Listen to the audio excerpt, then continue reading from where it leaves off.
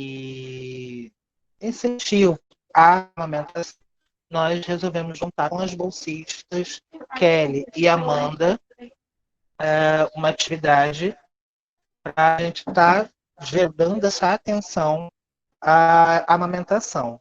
Então, a gente está aqui hoje com a roda de conversa do Agosto Dourado, Atenção Interprofissional ao Aleitamento Materno, e vamos ter como convidados Fernanda, que é a fonoaudióloga, Luciana Freitas, que é assistente social, Maria da Conceição Farias Stern, pediatra e homeopata, Silvana Cardoso Peluso, fisioterapeuta, e Zumira Gomes Ferreira, psicóloga. Todos os profissionais que trabalham na rede de saúde de Niterói, no Rio de Janeiro. E apresento a vocês também as bolsistas, que vão ser as nossas mediadoras. Amanda, que é a bolsista de psicologia, e Kelly, que é bolsista da odontologia. E não posso esquecer também, né? Nós vamos ter também a participação da chefe da vigilância em saúde da Policlínica para estar também falando um pouquinho com a gente, tá bom? Sejam todos muito bem-vindos e espero que essa atividade seja muito proveitosa para vocês. Só pedir uma coisa, vamos tentar manter as câmeras ligadas e o microfone também para a gente também ter a conexão mais estável, tá? E nos 20 minutos finais da atividade, nós vamos estar encaminhando no chat do Google um link para uma lista de presença para a questão do certificado, que essa atividade vai emitir uma certificação de 2 horas, que serve para as atividades extracurriculares dos universitários, tá bom? Muito obrigado. Amanda, Kelly, agora é com vocês. Uma boa tarde a todos.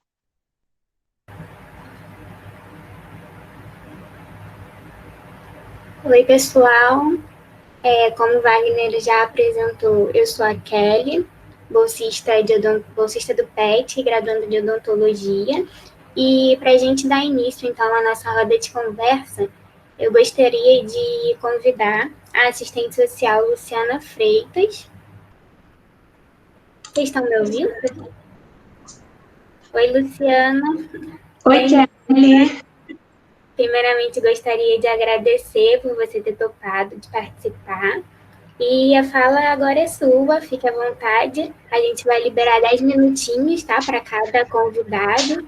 E daqui a pouquinho, então, quando o tempo tiver para acabar, eu volto para te orientar, tá bom? Fique à vontade. Bom, boa tarde a todos e todas. Vocês estão me ouvindo bem? Pode dar um retorno aqui no chat para mim? Sim. Ótimo, então tá bom. Eu, como a Kelly já falou, né, sou assistente social, Luciana, trabalho na Policlínica, e vou falar um pouquinho para vocês sobre os marcos legais que protegem o aleitamento materno. A minha aproximação com esse tema, né, eu comecei a lidar com isso em função de um grupo que eu e a pediatra Valéria fazemos na unidade, com famílias que vão para fazer os primeiros procedimentos nos recém-nascidos. Então, teste do pezinho, BCG. E aí nós fazemos uma sala de espera para conversar um pouquinho sobre esses procedimentos, sobre o que vai ser feito nesse dia, e sempre abordamos a questão do aleitamento materno. E isso é feito a partir das experiências dessas mulheres. Então, a gente sempre pergunta se está tendo alguma dificuldade para o aleitamento, se rachou a mama, se tem muito leite, pouco leite, e a partir dessas experiências a gente tira as dúvidas, procura apoiar essas mulheres, incentivar o aleitamento materno. Infelizmente, por conta da pandemia, esse trabalho está suspenso, né? Por motivos óbvios, não podemos aglomerar na unidade. Então, por enquanto, esse trabalho está suspenso. Com relação à legislação, o nosso país é considerado com uma legislação avançada em relação à proteção e incentivo ao aleitamento materno. E esse incentivo ele deve começar já no pré-natal. Nosso sistema de saúde, né, o SUS, ele é público, é gratuito, e a mulher tem direito a esse acompanhamento na gestação, no pré-natal. Então, é o primeiro direito que eu estou falando aqui. E para as mulheres trabalhadoras, aquelas que têm vínculo regido pela CLT, é garantida a dispensa do trabalho para essas consultas. E também exames complementares, sem prejuízo do salário, claro, né, e do trabalho. O pai também pode se ausentar, mas a CLT só garante 2 dias de dispensa. Então, já nesse item, a gente verifica que, embora seja avançada, não é tão avançada assim, já que a legislação entende a gestação como algo muito mais da mulher do que do casal. E a inclusão do pai nesse processo é muito importante e acho também um desafio para nós profissionais de saúde. Procurar incluir esse pai em todo esse processo desde o pré-natal.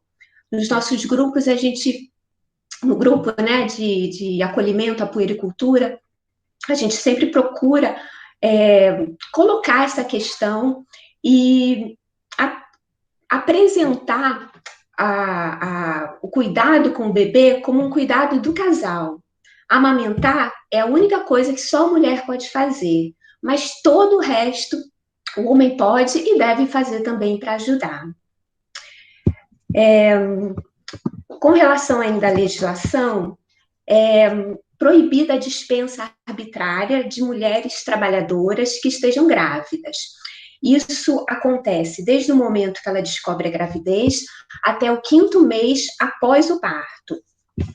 E com relação à licença maternidade, a Constituição garante 120 dias de licença, sem prejuízo do emprego nem do salário, e a mulher pode tirar esses dias a partir do 9º mês, a não ser que, por uma indicação médica, ela precise sair antes de licença.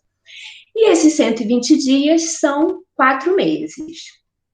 A gente sabe que o aleitamento materno exclusivo, ele é indicado, recomendado até os 6 meses. Então, a gente percebe aí uma lacuna na legislação, já que ela só garante 4 meses de licença. Numa tentativa de ampliar isso, foi criado em 2008 um programa chamado Empresa Cidadã. E as empresas que aderirem a esse programa, elas se comprometem a ampliar essa licença maternidade para 180 dias, no caso 6 meses, com a vantagem de deduções no imposto de renda. Infelizmente, nem toda empresa aderiu a esse programa. Então, as empresas que não aderiram mantêm o que está na Constituição, que são 4 meses de licença. Em relação ao pai, a licença paternidade pela Constituição é garantida, né, de 5 dias, e os pais que trabalham nessas empresas cidadãs é garantido 15 dias de licença. Depois dessa licença maternidade, quando a mãe retorna ao trabalho, a mulher tem direito a 2 descansos de meia hora por dia para amamentar. Então, na prática, ela pode chegar na empresa 1 hora mais tarde ou sair 1 hora mais cedo. Também pode juntar com a hora do almoço e fazer 2 horas de almoço. E algumas empresas somam todas essas parcelinhas de horas, fazem 15 dias e deixam a mulher em casa por mais 15 dias após os 120 de licença. Também pela CLT é garantida às mulheres, né, que trabalham em empresas com mais de 30 mulheres, é garantido o direito de ter um local apropriado para deixar seus bebês enquanto ela estiver amamentando. Então, isso pode ser feito através de creche na própria empresa ou creches conveniadas. Existem também legislações mais específicas em relação a mães estudantes, por exemplo. Essas mulheres podem fazer trabalhos em casa, não perder o ano letivo, né, e manter o aleitamento. Também para as mulheres que estão em privação de liberdade, é garantido permanecer com o bebê até 4 meses para que elas possam amamentar. Uma coisa que eu acho que é importante a gente falar que a mulher pode amamentar no local que ela quiser. Ela não deve ser constrangida nesse ato. Então, o local pode ser público, pode ser fechado, pode ser aberto, pode ser na presença de pessoas ou não, mas quem escolhe onde amamentar deve ser a mulher. Essas normativas, nessa legislação que eu falei, quase toda ela está vinculada a trabalhadoras do mercado formal. Quem está no mercado informal não tem esses direitos que eu falei. E aí, a gente pensa que essa legislação, embora avançada, ela não atinge boa parte da nossa população. Eu trouxe aqui um dado da PNAD de janeiro, que é a Pesquisa Nacional de Amostra por Domicílio. Então, em janeiro, 41% do percentual de trabalhadores estavam no mercado informal. Então, 41% é bastante coisa, é quase metade. Isso eu estou falando antes da pandemia. Um dado já da pandemia é que no segundo trimestre desse ano, que é abril, maio, junho, 8,9 milhões de brasileiros perderam o emprego. Então, são quase 9 milhões de pessoas que estavam empregadas e que perderam o emprego. E que ou estão desempregadas ou que vão tentar mercado informal, que também foi prejudicado por conta da pandemia. Então, as relações de trabalho que a gente já vivia, período de flexibilização, precarização nessas relações, isso se acirrou com a pandemia. E isso é importante a gente ter em mente quando a gente recebe essa mulher ou essa família que vem à unidade de saúde. Isso impacta diretamente se ela vai conseguir ou não levar o aleitamento materno pelos 6 meses recomendados. Então, quem é essa mulher que chega na unidade? Ela tem emprego formal? Ela vai ter 4 meses de licença? Ou não? Será que ela trabalha como camelô, vendendo coisa, ela é faxineira? Então, nesses casos, se ela não trabalha, ela não vai ter renda. E aí ela precisa voltar, né, mais rápido ao mercado de trabalho para poder contribuir com a renda da família. Nesses casos, deixando o filho com outras pessoas, o aleitamento materno, ela pode não conseguir levar isso de forma exclusiva. Sempre há a alternativa de tirar o leite, de oferecer para o bebê no copinho, para que ele não confunda, né, com o bico da mamadeira. Mas será que a pessoa que vai ficar vai ter essa disponibilidade? Às vezes ela deixa com a vizinha, que também fica com outras crianças, e que não vai ter essa disponibilidade. Então, é muito importante a gente ter isso em mente quando a gente atende essa mulher que procura o nosso setor. Como profissional de saúde, a gente precisa falar da importância do aleitamento materno. Eu tenho certeza que meus colegas vão falar sobre isso bastante. Então, a gente precisa incentivar, precisa falar das vantagens, mas sempre tendo em mente que, às vezes, para essa mulher que nos procura, isso não é possível. Então, entre o que é ideal e o que é possível, a gente precisa apoiar essa mulher para que ela possa aproveitar o aleitamento o máximo possível. Bom, gente, acho que eu falei bem rapidinho, né? Acho que nem esgotei o meu tempo, mas eram essas as contribuições que eu queria trazer. Tá ótimo, Luciana. Obrigada. Então, agora eu vou passar a fala para a fonoaudióloga Fernanda de Paula.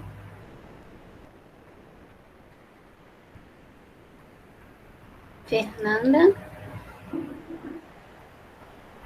Olá, Fernanda. Bem-vinda. A gente agradece a sua presença e por você ter topado conversar um pouquinho aqui com a gente. E a palavra é sua. Primeiro, quero agradecer esse convite, né, de quem organizou, da organização do evento. Fico muito alegre de participar com essas colegas profissionais de saúde aqui da Policlínica. Eu estou no trabalho, daqui a pouco vou colocar a máscara, tá? Só para vocês me verem. E feliz, porque são profissionais que estão sempre incentivando, ajudando, estimulando as mães nessa jornada que é o aleitamento materno. Nem sempre, como a Luciana falou, é fácil. Então, a gente tem que estar aqui para ajudar, para apoiar.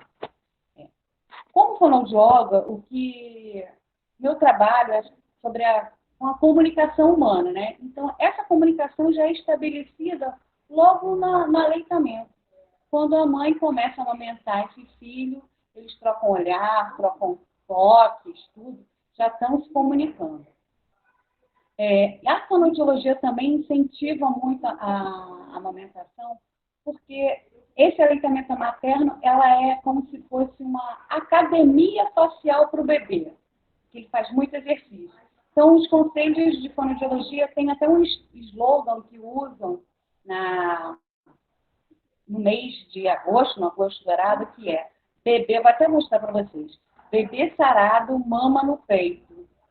É o tanto de exercício que esse bebê faz para sugar essa mama. Então, ele suga a mama para quê? Para se alimentar. E involuntariamente, gente, vou botar minha máscara, perdão. Involuntariamente, ele vai fazendo esse exercício, que é um grande exercício, um exercício físico muito forte, né?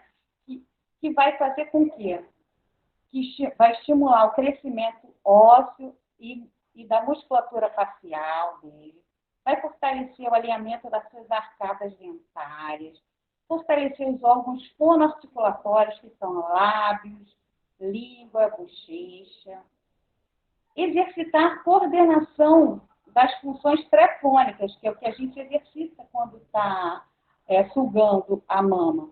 É a sucção, a deglutição, a respiração oral. Isso é muito importante. E assim desenvolver essas estruturas orgânicas que mais tarde ele vai usar para mastigar e para falar. Que é isso que eu quero, como fonoaudiólogo, que ele seja um bom falante, que ele fale bem.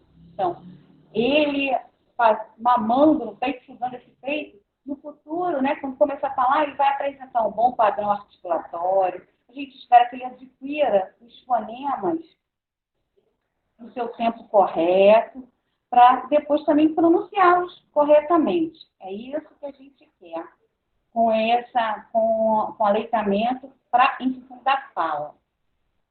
Agora, quando o bebê não consegue sugar, a gente está aqui na policlínica, sempre aberto para ajudar. Aquele bebê não está conseguindo sugar, a mãe está ansiosa, a gente precisa orientar. A coisa mais importante é tentar que ela não introduza a mamadeira. A gente vai orientar para que ela consiga amamentar seu bebê no seio.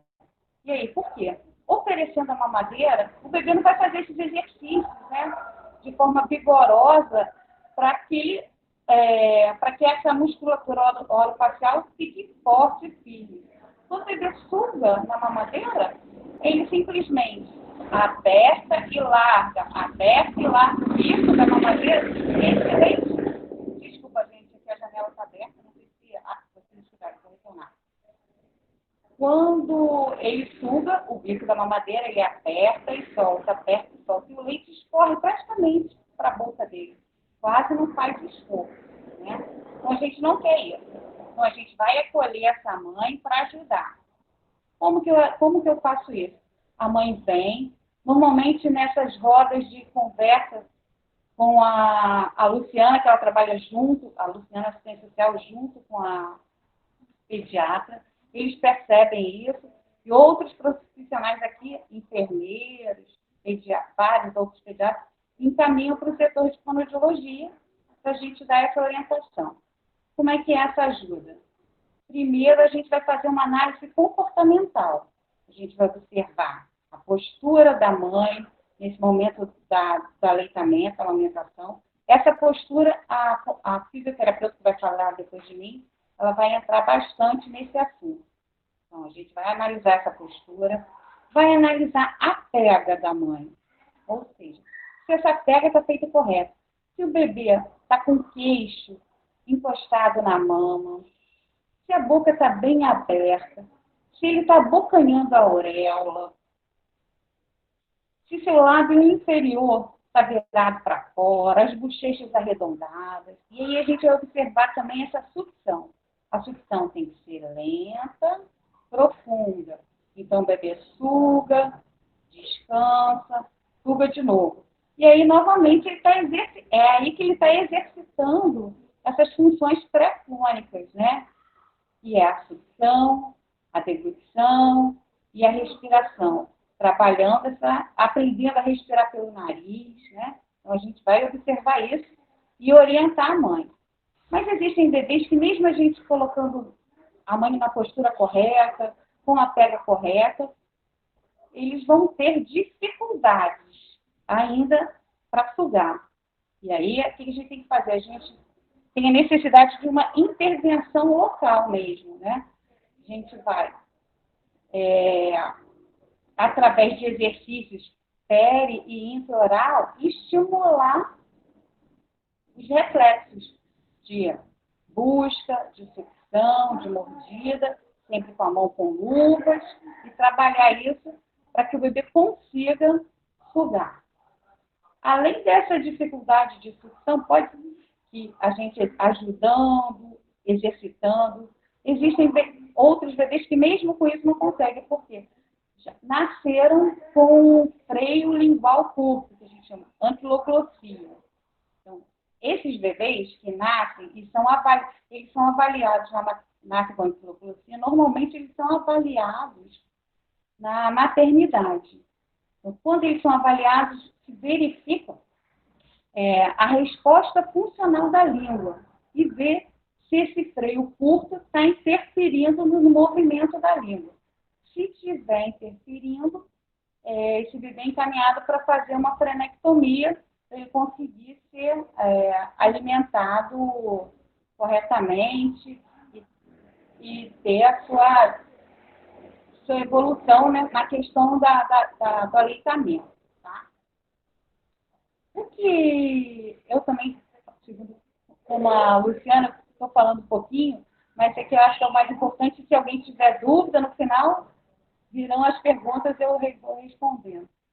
Para finalizar a minha fala, o meu desejo é que esse bebê, o desejo da fonoaudiologia, do nosso setor, é que esse bebê ele consiga aproveitar todos os benefícios desse aleitamento materno, né? Quais são os benefícios de ordem nutricional, imunológico, que a pediatra vai explicar, ortodônticos, em relação a esse crescimento harmonioso da face e da sua arcada, social, cultural, econômico, porque a mãe que alimenta, essa família economiza, né? Porque não gasta com fórmulas, com essas coisas. Então, é isso que eu quero. E quero que o bebê sugue de maneira competente e eficiente, que ele cresça saudável, se desenvolva bem, e que essa mãe fique feliz e tranquila. É isso.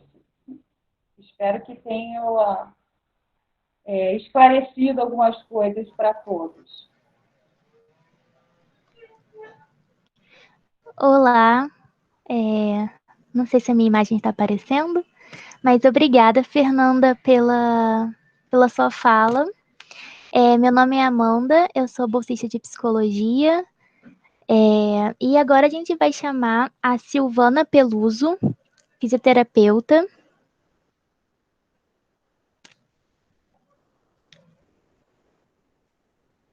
Silvana? Olá, estão me ouvindo? Olá, sim. Tudo bom?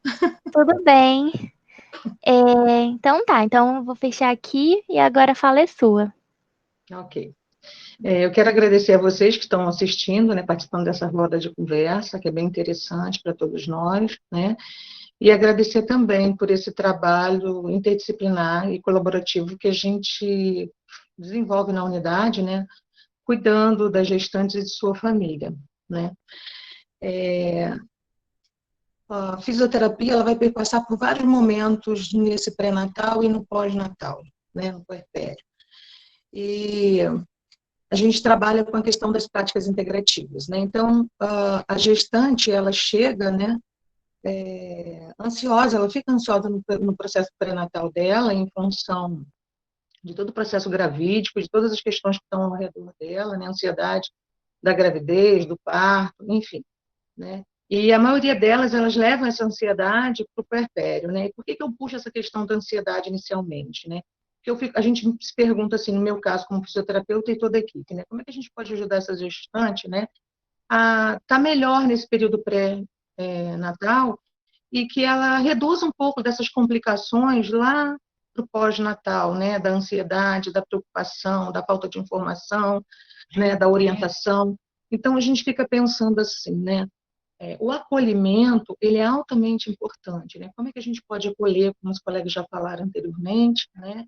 E nesse acolhimento, ele tem que ser um acolhimento bem integral, né? Um acolhimento com a família, né? Onde a família pode participar. E quando a gente pensa num acolhimento que a família pode participar, a gente está pensando num projeto terapêutico singular, né? Onde os colegas, a gente vai trocando informações e cuidados com essa gestante durante esse processo gestacional e puerperal.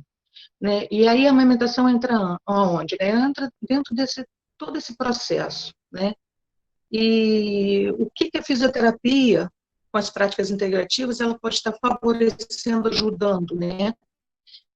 E com uma livre escolha, né, dessa gestante, dessa família, de optar, né, por essas propostas, essas portas abertas para acolher elas, né?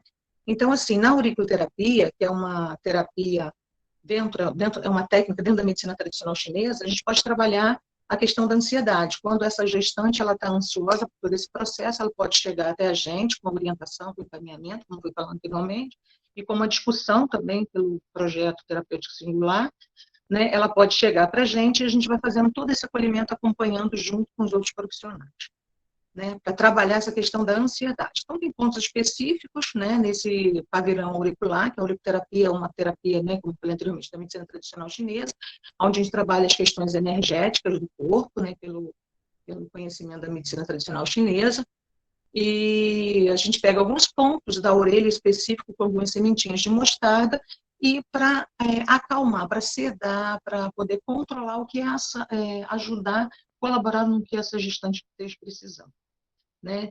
E na amamentação, já é no puerpério, se essa gestante ela tiver algum momento que ela não está bem, que ela precisa da nossa ajuda, as portas estão abertas, né? E aí, qual é o caminho que a gente vai seguindo, né, na questão da auriculoterapia, né? Pegar alguns pontos também ainda de ansiedade, mas às vezes alguns pontos, né, que contempla a própria dificuldade da lactação dela, as mastites que pode estar apresentando, né? Então, a gente pega alguns pontos específicos, glândula mamária, de hipófise, de ansiedade, enfim. Então, a gente trabalha puxando essas práticas integrativas e complementares na relação, né, na questão da auriculoterapia. Tem uma outra abordagem que é a Shantala. E a Shantala a gente também trabalha no pré-natal e no pós-natal, né? Então, as oficinas de Shantala, ela acontece também na unidade, né? E nesse momento a gente também está suspenso como presencial, né? E o objetivo da Shantala, né, que é uma massagem indiana, né? A gente trabalha ela na unidade, onde vai favorecer, o objetivo é favorecer o vínculo mãe e bebê, né? A família, né? E vai proporcionar a essa gestante um toque terapêutico que vai imprimindo na pele desse bebê o afeto ao bebê. Essa mãe já tem esse afeto, essa família já tem esse afeto, né? Nesse momento de oficina de Shantala, né, a família está junto. Quem quiser participar vai estar junto, né?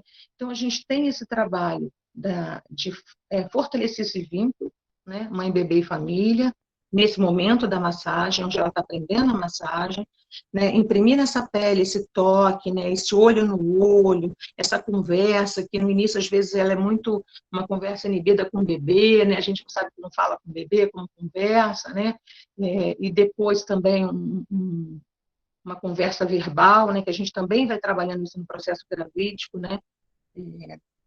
Então, esse momento ele é um momento muito importante, porque nessas oficinas não vão estar só as gestantes, vão estar as puérperas também. Então, é um momento de encontro, né, ali, porque é uma oficina aberta, com uma demanda aberta, e para aquelas também que já estão em acompanhamento com a gente no pré-natal, né? E aí, esse grupo de puérperas é onde a Luciana trabalha, né, assistente social que eu acabou de falar, e a Valéria, pediatra, né, eu me insiro nele no momento para estar falando nesse momento de acolhimento sobre a Shantala, né? Então, eles começam a compreender a Shantala, aqueles que não estão passando por esse processo de pré-natal dentro da unidade, que já conhecem o trabalho que eu faço com a gestante, né?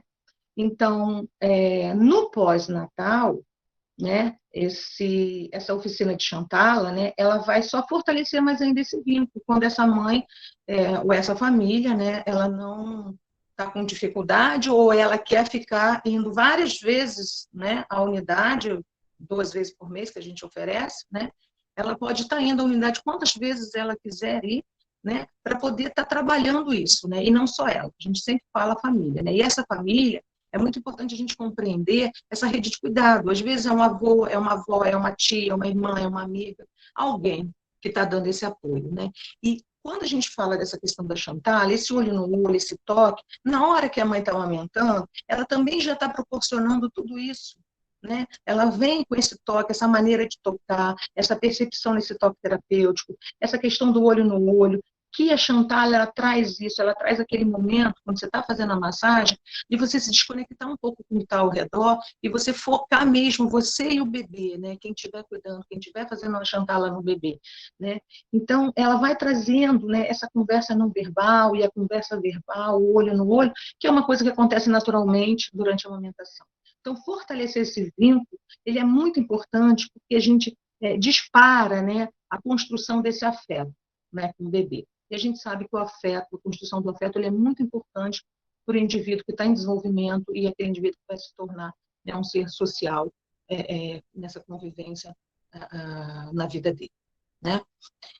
E, por outro lado, nós temos também, dentro das práticas integrativas, a gente pode também estar oferecendo, a gente oferece também, né, pode nós estar oferecendo, uma técnica chamada terapia crânio-sacral, que é uma técnica muito suave, que ela acontece no corpo inteiro, né, e que ela libera restrições que envolvem o cérebro e a medula, né, ajudando a ativar as funções do sistema nervoso e permitindo a autocorreção do corpo. Né. Então, essa técnica ela foi criada por John Platt, né, em 1970, quando ele descobre o ritmo crânio-sacral. Né. E o que é importante, assim, o que essa técnica, né, de terapia crânio-sacral manual, ela favorece? Né? Ela vai favorecer algumas restrições que esse bebê vai estar apresentando, né? Então, ela vai favorecer algumas restrições que esse bebê pode apresentar. Que restrições são essas, Silvana? São restrições que durante o momento do nascimento do bebê, né, seja o nascimento que for cesáreo ou não, esse crânio do bebê, ele faz um movimento, porque ele não está totalmente ossificado, então ele faz um movimento de sobreposição dos ossos, né, as cartilagens e tal, e que estão envoltos as membranas cerebrais. E nesse movimento, né, pode gerar uma tensão e uma restrição, uma aderência dessa membrana. Né? Isso vai gerar tensão em duas membranas principais, que são a fossa cerebelar e o tentório cerebelar. Né? E qual a importância disso? Né?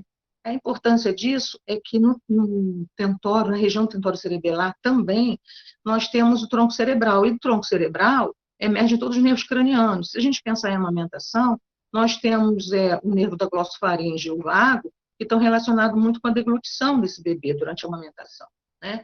O hipoglosso, que está relacionado com a sucção e com a musculatura iódica, que é altamente importante, que a Fernandinha acabou de falar, todo esse processo que ela faz intraoral, extraoral, né, para ajudar essa criança quando ela está com dificuldade. E o nosso trabalho também vai ajudar, né, a terapia crânio-sacral também vai favorecer isso. Os nervos acessórios, que estão relacionados com, né, o movimento da cabeça, e os músculos, os nervos o nervo facial, que está relacionado com a mímica facial. Né? Esse contexto todo, né, a gente vai falar assim, nossa, mas uma tensão, uma atração, sim. Se você tiver uma aderência, o que acontece? Se você tem os côndilos do occipital, ele estiver desalinhado, ele vai acabar dificultando a sucção desse bebê. Né? Porque ele desalinhado, ele desalinha o esfenóide, ele começa também a puxar vários ossos, porque esse esfenóide ele tem contato com vários ossos do crânio, né? E essa tensão dessas membranas, elas vão levar a tensão, né, em estruturas que estão envolvidas diretamente com a sucção, com a respiração, com a deglutição, que é altamente importante no processo da amamentação. Então, assim, a terapia crânio-sacral, ela vem colaborando também, né, quando essas crianças precisam, né, estão com dificuldade de se alimentar, né, de fazer a amamentação, elas vêm também dando esse apoio, né, de liberação dessas restrições para que possa favorecer o processo da amamentação. Né?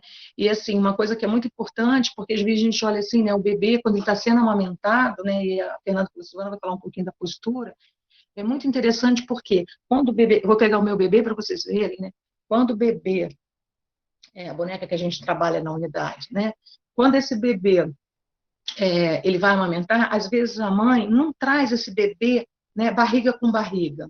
Né? O importante é que esse bebê fica barriga com barriga, que ele fica com a posição da cabeça bem alinhada, posição alinhada de esôfago, né?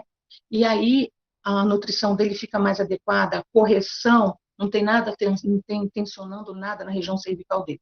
Se a mãe vai ao bebê, né, e o bebê está deitado de barriga para cima praticamente, e com a cabeça virada, né, rodada, fica muito difícil desse bebê fazer a deglutição. Basta a gente experimentar isso, né? Beber um copo d'água com a cabeça virada, o quanto que é difícil, né? Então, é esse processo. Por isso que quando amamenta, tanto a mãe tem que estar numa postura adequada, quanto o bebê também tem que estar numa postura, barriga, com a cabeça alinhada, com simetria dessa cabeça, e não com rotação, né? Que também desfavorece, né? Se ela já tem um desalinhamento, por uma aderência, lá no processo de parto dela, uma sobreposição de osso e tudo mais, ela também vai ter dificuldade. E às vezes você encontra uma criança irritada para amamentar, durante o processo de amamentação, uma dificuldade de dormir, e às vezes você não sabe o que está acontecendo. É igual quando a gente tem um torcicolo e a gente não tem vontade, não consegue virar, ver o corpo todo, e a criança está no processo de sofrimento, um cansaço, né? E aí dificulta a amamentação. Então, assim, a abordagem da fisioterapia, ela, na terapia crânio-sacral, a gente acabou de falar do bebê, né? Mas também tem o apoio da mãe, né? Essa mãe, ela pode ser apoiada também na terapia crânio-sacral com relação à ansiedade dela, uma ansiedade que ela está preocupada que não vai conseguir, provavelmente, né? Pode acontecer, né? Dela não estar conseguindo amamentar, porque ela está com medo, o leite ainda não desceu, é o colostro, 24, 48 horas ainda temos o colostro, no segundo ou terceiro dia já começa a aparecer esse leite. Então, essa preocupação e tudo que às vezes já veio lá do pré-natal e que ela não conseguiu ser trabalhada, acolhida, orientada, né? Então isso pode dificultar esse momento da amamentação. E a terapia crânio-sacral, ela também entra ajudando essa mãe a cuidar um pouco dessa ansiedade, quando a gente trabalha essa região, o diafragma, essa região, desculpa, embaixo do diafragma respiratório, acalma, ela se expande mais na respiração dela, ela entra em contato com ela mesma, diminui a tensão, e isso vai favorecer a amamentação. Então, com relação à fisioterapia, essas práticas integrativas que a gente propõe, né, acolher essa mãe, né, essa gestante, essa família, né, é favorável, né, é um apoio a esse amamentar, né, não só a postura de amamentar, né, o quanto ela é importante com a mãe e com o bebê, mas as possibilidades de ajudar a fazer esse contato, esse afeto, essa relação familiar, e que essa gestante, essa família saiba que ela pode entrar e se sentir acolhida, né? Entrar na unidade, né? E se sentir acolhida, entrar na unidade e saber que ela vai ter um cuidado integral, né? Um cuidado que vai favorecer a ela, e ela vai poder, junto com a família dela, escolher, né, o que é viável para ela, dentro das crenças dela, dentro do conhecimento que a gente está favorecendo a ela. Então, esse é o objetivo da fisioterapia, junto com toda a equipe interdisciplinar, junto com toda uma conversa, uma construção, né, desse trabalho, nesse acolhimento no momento da amamentação. E é isso que eu tinha para falar.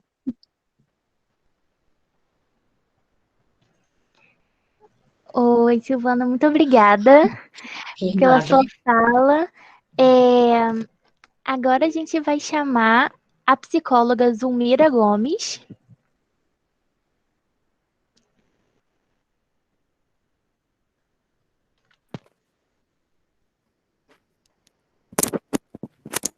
Oi. Oi, tudo bem? Tudo. Tá sim.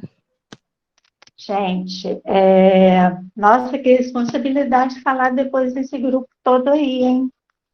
É interessante, acho que assim, a gente começar, né, pensando a questão psicológica do amamentar e um pouco pensando assim, quanta coisa que a gente vai ouvindo falar que está envolvendo o aleitamento materno, o ato de amamentar. né? A gente tem uma tendência, um pouco, uma expectativa do senso comum, de que uma vez que nasceu, é a mãe colocar o bebê no peito e dar de mamar, como se fosse uma coisa simples, uma coisa natural. Mas envolve tantas questões, né? E principalmente nessa relação mãe-bebê, né? Eu pensei em começar trazendo uma experiência pessoal um pouco, para aquecer um pouco as reflexões que eu vou estar fazendo, né? Minha filha já está grandona, mas assim, a experiência da primeira filha, né? Primeira maternidade. E passou um pouco por algumas experiências assim, por exemplo, na maternidade, ela não conseguiu pegar direito o peito, e aí, assim, começa aquela ansiedade, né? E aí a orientação da pediatra, como foi importante, de dizer que o colostro já era importante, que não era para ter pressa, que o ato de amamentar é uma coisa que a gente vai construindo, que a gente vai... o tempo, a tranquilidade é importante, né? E aí, por que eu quis falar isso? Porque, assim, cheguei em casa, né? Marinheira de primeira viagem, por mais que eu já tivesse acompanhado algumas coisas, e chegou uma visita na minha casa, uma tia, né, paterna, e aí quando eu fui amamentar, a pessoa sentou do meu lado e ficou assim, deixa eu ver se ela tem jeito. E é claro que a minha filha, que já estava com alguma dificuldade, né, de amamentar, eu não consegui nunca dar de mamar com alguém do lado querendo saber se eu era boa mãe, se eu sabia amamentar, né? Ela teve, eu acho que assim, o movimento, a participação, por exemplo, da minha família, né, do próprio companheiro na época, a tranquilidade, a gente construindo junto aquele vínculo da minha bebê, né? De estar colocando no peito, de não ter pressa, né?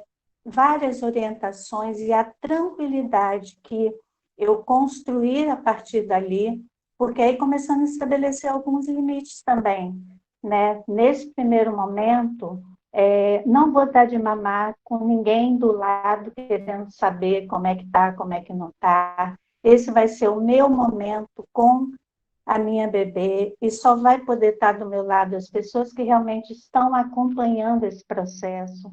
E com isso, com a participação, né, familiar, realmente a minha filha conseguiu pegar o peito e o ato de amamentar, claro, foi muito bom, foi muito prazeroso a partir daí.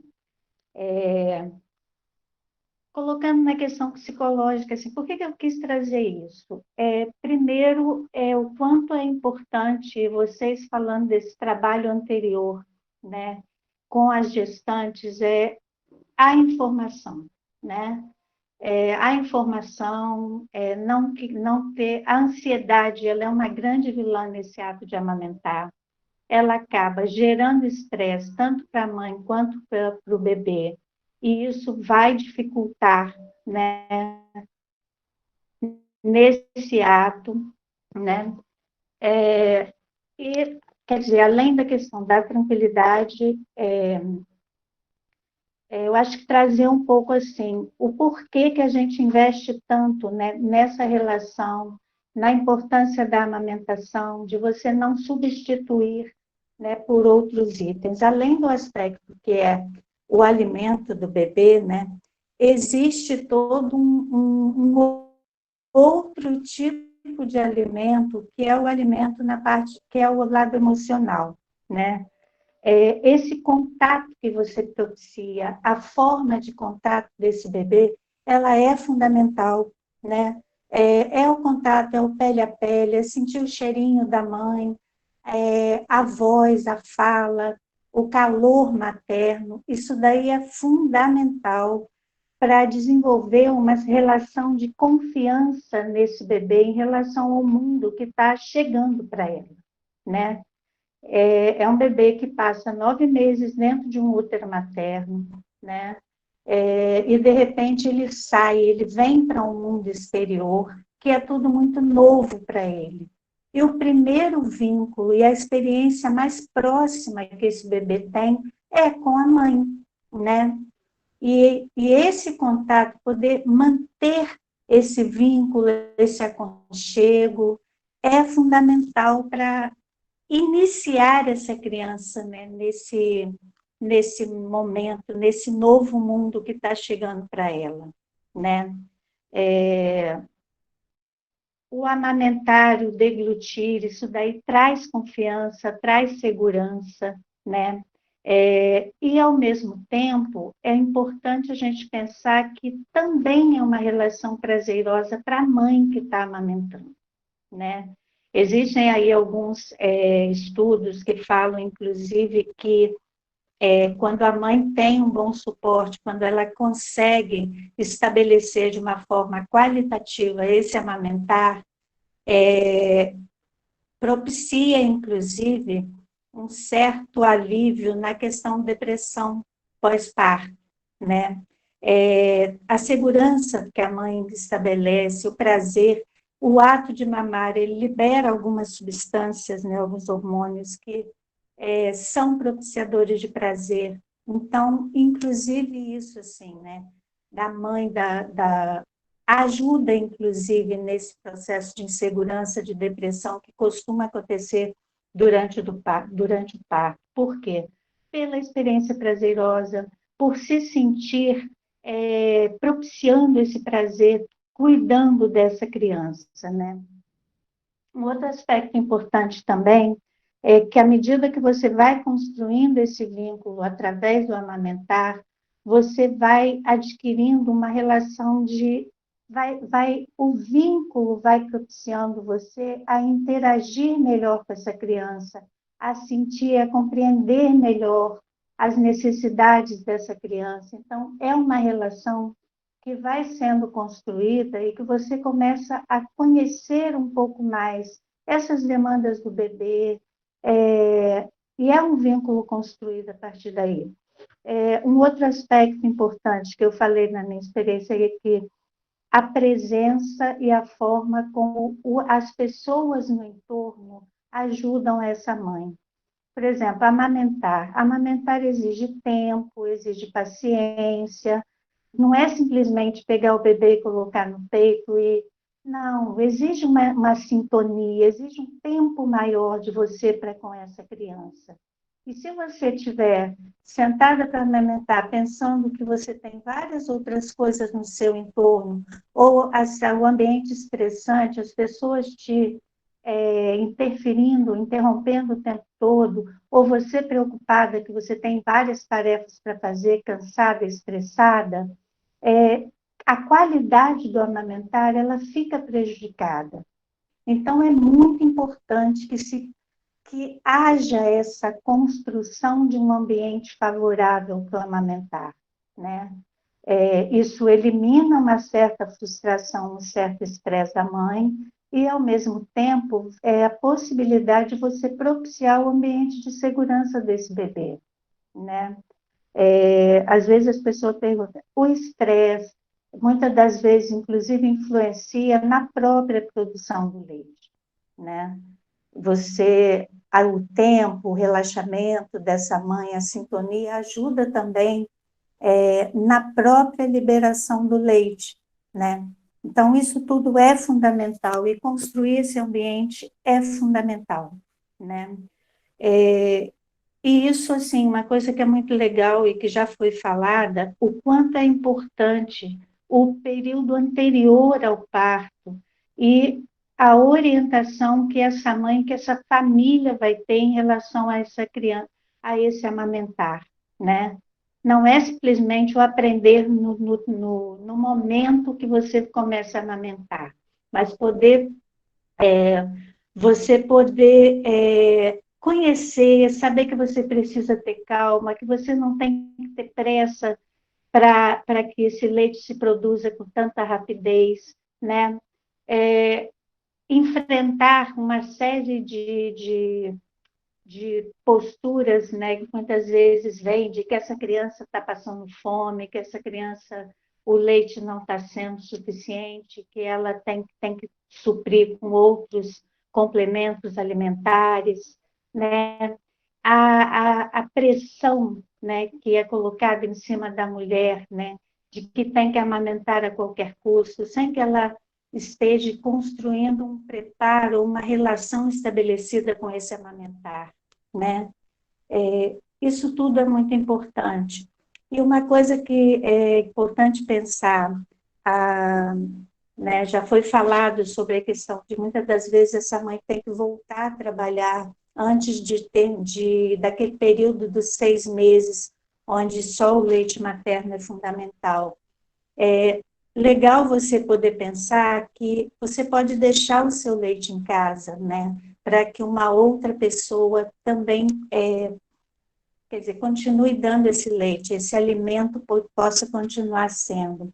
Agora, é muito importante que a gente associe que os familiares que ficam com essa criança também tenham esse cuidado em pensar que não é simplesmente você dar um leite, mas é você criar um ambiente de aconchego, de carinho, de segurança para essa criança, que vai estar, isso vai ser fundamental para as outras etapas de vida no mundo dessa criança, né?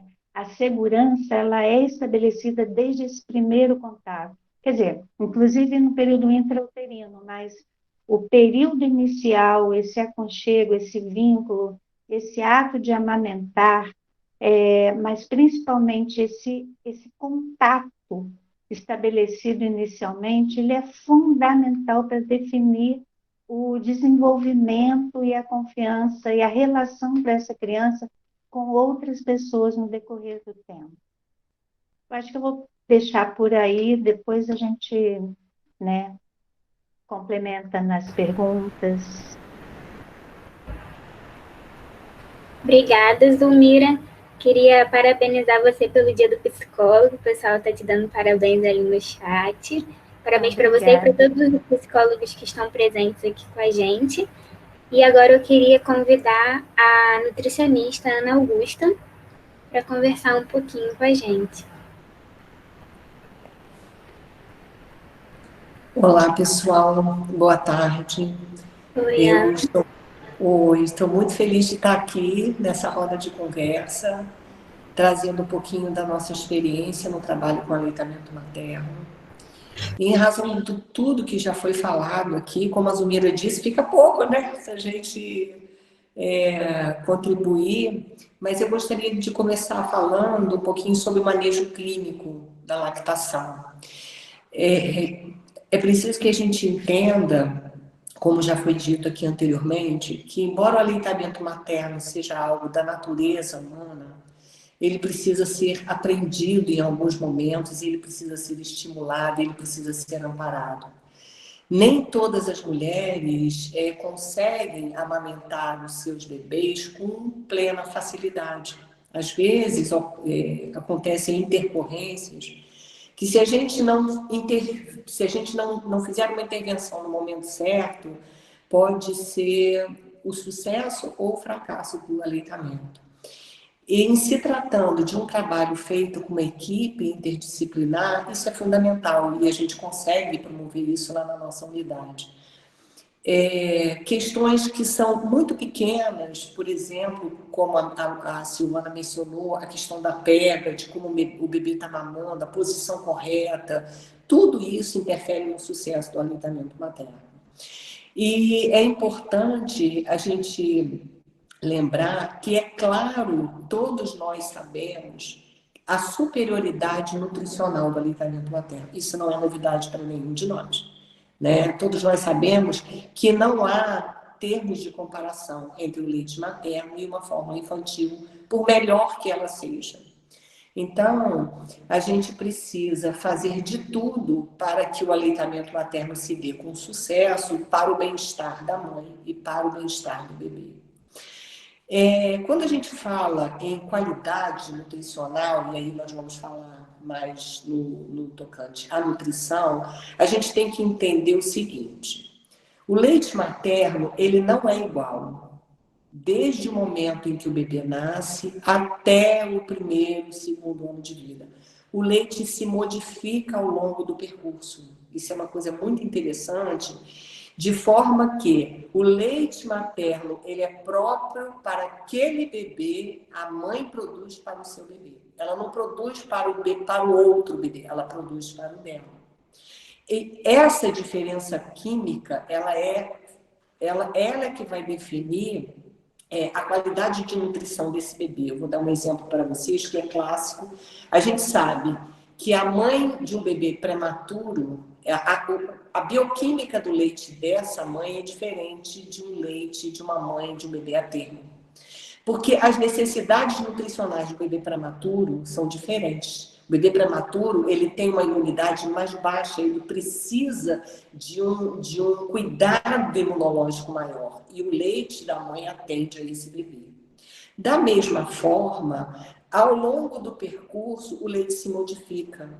Então, a mãe, vejam bem, nos 2 primeiros dias, nas 48 horas iniciais após o parto, o leite que vem é o colostro, que é riquíssimo em imunoglobulinas, que é riquíssimo em proteína, que é riquíssimo em vitaminas. Esse leite ele tem uma característica diferente de depois. Então, ao longo dos meses, o leite vai se modificando, se adaptando à realidade daquele bebê.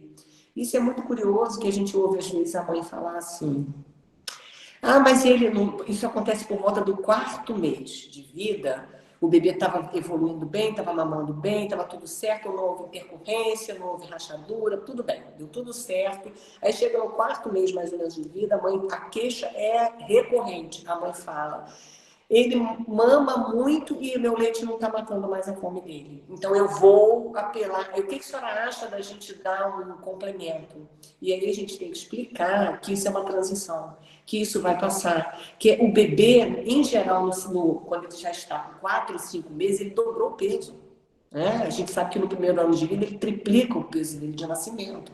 Então, a demanda energética e nutricional aumenta muito. E aí, nesse período, há uma adaptação da produção do leite da mãe. E essa adaptação, às vezes, leva alguns dias para isso se dar. E é preciso que a mãe esteja orientada nesse sentido, porque é nessa hora muitas mães lançam mão de uma forma infantil.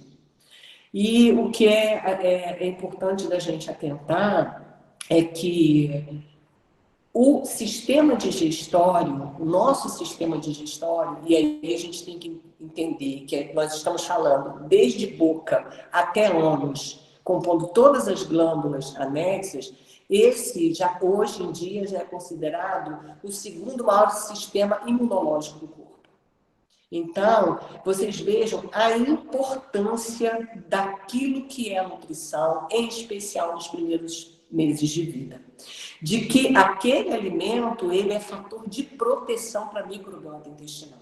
Que não é qualquer coisa que vai fazer com que esse bebê se desenvolva e cresça com qualidade. Muitas mães falam: mas a minha avó dava o leite e tal. Eu falava assim, mas a criança continuou, a criança sobreviveu. Mas será que foi o ideal? Existem situações que a gente observa, às vezes, com exames específicos. Você não vê aquela deficiência nutricional se manifestar com exuberância, mas ela está ali. Então, não há nada que substitua o leite materno. Nada. Agora, uma coisa que é importante a gente respeitar. Isso eu creio que é profundamente importante. É a gente primeiro entender se essa mãe quer amamentar o bebê, porque ela tem o direito de não querer. E por mais que nós, profissionais de saúde, a gente saiba da importância do aleitamento materno, não só para o bebê, mas para ela também, para a evolução do útero, para ela ficar bem, para ela recuperar o peso diante da gravidez, porque a gente sabe que o corpo faz uma reserva adiposa para a amamentação, em torno de 4 quilos. 4 quilos de ganho de peso gestacional se refere à reserva adiposa para o aleitamento materno. Então, quando a mãe amamenta exclusivamente no peito, ela perde peso muito rápido.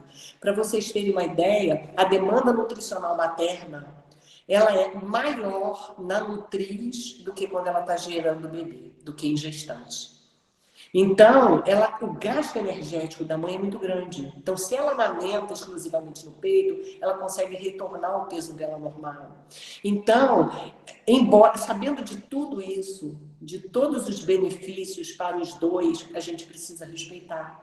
E quando a mãe diz eu não quero ou não posso, como a Luciana, assistente social, colocou no início, ela tem que retornar ao mercado de trabalho. Muitas vezes ela retorna com o coração apertado, porque ela não quer deixar o bebê. Então, a gente tem que fazer o melhor para ela se sentir segura e orientar aqueles que vão ficar nesse cuidado. Né? Orientar, dentro do possível, a fazer a ordenha manual, deixar o leite acondicionar da forma correta, pode ser congelado, e a pessoa em casa que vai administrar na ausência materna, saber como lidar com aquele leite, saber como aquecer. Então, tudo isso é muito importante. Isso tudo é feito nas consultas de puericultura. E, em geral, hoje o Ministério da Saúde ele preconiza um aleitamento materno exclusivo, sob livre demanda, até o 6º mês de vida. E isso aí nós não abrimos mão. Não abrimos mão na orientação, né? E sempre respeitando, volto a repetir, o que a mãe traz, a necessidade dela. Mas quando a gente pode, e a gente até reverte em algumas situações, quando a mãe já chega para a gente já usando uma fórmula infantil, e às vezes não uma fórmula de qualidade, às vezes não necessariamente uma fórmula, mas um leite de vaca, um leite, né? E aí a gente consegue reverter. Consegue dizer para ela que o leite é importante e é uma coisa muito gratificante, porque ela também fica feliz com essa orientação e ela consegue reverter. Então, hoje o que a gente tem de recomendação é até o 6º mês de vida, o leite materno exclusivo sob livre demanda. Exclusivo é exclusivo mesmo, sem nem dar água. Porque às vezes a mãe pergunta assim, mas está muito calor, eu não posso dar água? Não. Está muito calor, o que vai acontecer é que em dias de mais calor, o bebê vai ao peito mais vezes. Ele vai mamar mais vezes. E isso não significa que ele esteja com fome. Porque aí a mãe, às vezes, entende assim, o leite é fraco, ele está mamando toda hora, porque a família, às vezes, fala, né? Aquela cultura antiga. Mas ele está toda hora no seu peito porque o seu leite é fraco, ele não está alimentado. E não é isso. O leite materno, ele é o que hidrata o bebê e o que nutre o bebê. Então, a gente, nessas conversas, a gente vai orientando. E, então, nós temos o leite materno exclusivo até o 6º mês.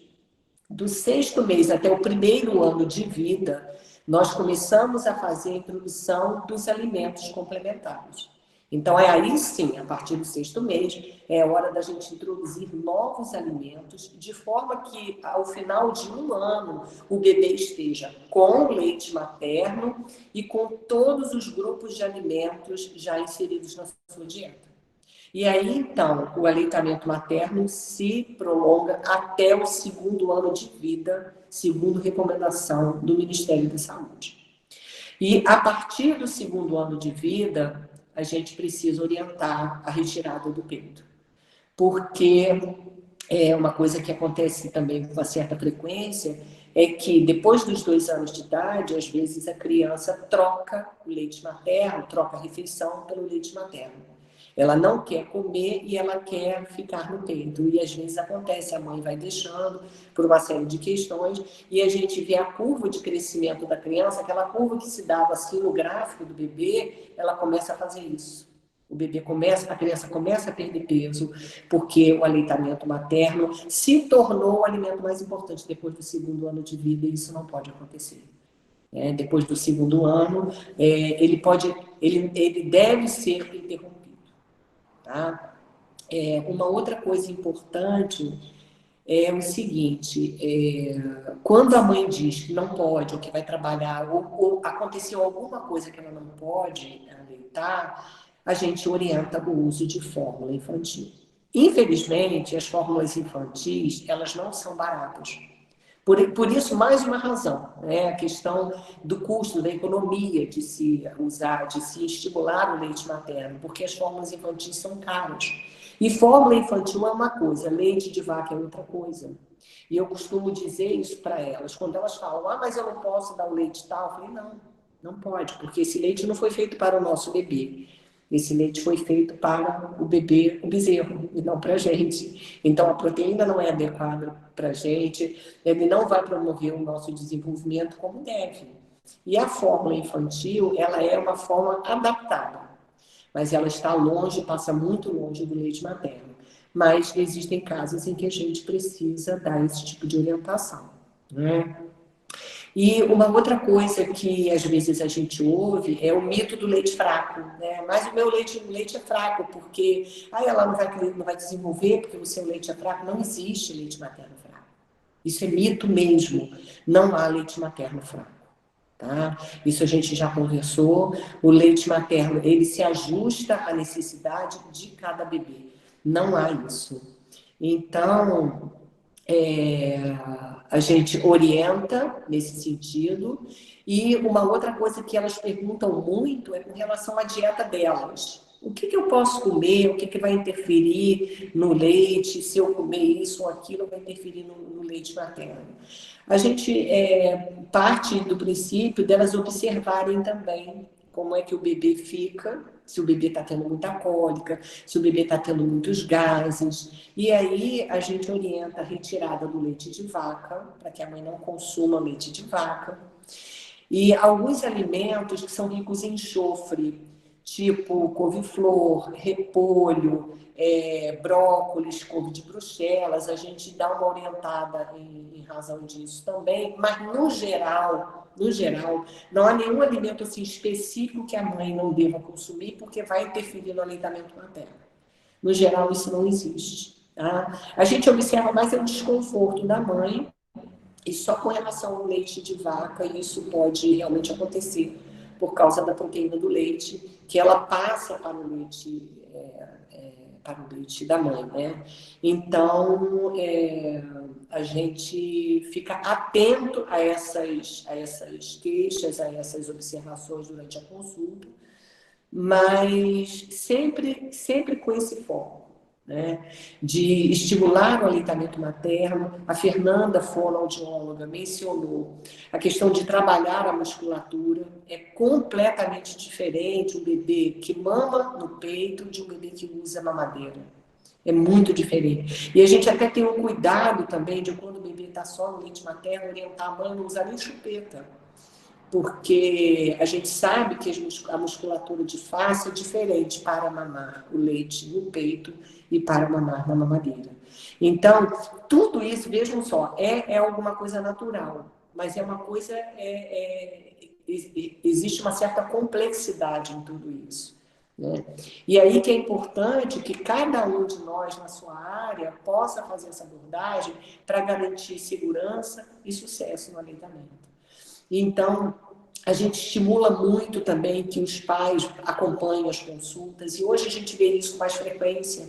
Já tem algum tempo que eu estou no serviço público, e no início eu me lembro muito bem disso, que as mulheres vinham sozinhas à consulta de puericultura trazendo o bebê, e ficavam ali, né? Agora é muito comum a gente ver o pai acompanhando.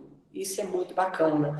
E aí me faz lembrar uma campanha do Ministério da Saúde, não me recordo agora o ano, em que foi feito um banner enorme, um pôster lindo, onde dizia assim, quem era a mulher segurando o bebê, amamentando, e atrás o homem. E aí dizia assim, quem tem peito dá, quem não tem, dá força. Essa campanha foi uma das mais bonitas que eu achei do Ministério da Saúde, porque é isso. A mulher não amamenta sozinha, ela precisa de uma rede de apoio, ela precisa se sentir segura, ela precisa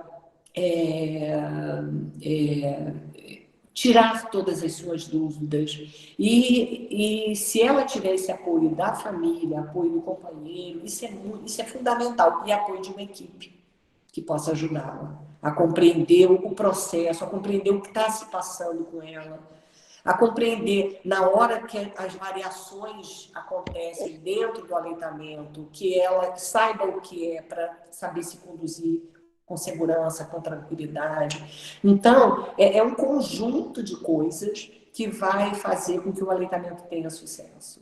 E a gente sabe que durante muito tempo E isso eu volto a falar da época em que eu comecei no serviço público, o leite materno, só dava leite materno para o seu bebê quem não tinha dinheiro. Então, as mulheres que amamentavam seus filhos se sentiam menos, porque elas queriam dar mamadeira, porque o importante era dar mamadeira, porque as mulheres que tinham poder aquisitivo melhor, essas mulheres davam a mamadeira para os seus filhos. Então, desconstruir isto levou alguns anos, mas valeu a pena. Valeu a pena porque a gente vê o reflexo disso hoje. Né? A gente começou um trabalho há alguns anos atrás, fazendo todo um esforço para melhorar isso, esse perfil, esse entendimento errado que se dava. E os índices de mortalidade, que na época os índices de mortalidade infantil eram muito maiores, exatamente por causa disso. Então, ter feito essa trajetória e ver hoje a nossa equipe trabalhando na policlínica, trabalhando de forma interdisciplinar, cada um de nós lançando mão e pedindo ajuda uns aos outros e respeitando o espaço uns dos outros, eu sinto muito orgulho de fazer parte de tudo isso. Era isso que eu queria dizer para vocês. Mais perguntas, se alguém tiver, a gente deixa para o final. Muito obrigada. Obrigada, Ana. Sua fala foi incrível. Pessoal que está colocando pergunta ali no chat, a gente vai deixar para o final. E quem tiver dúvida pode ir colocando ali que a gente já está anotando e no final a gente discute sobre elas, tá? Agora eu queria convidar a pediatra Maria da Conceição para conversar com a gente.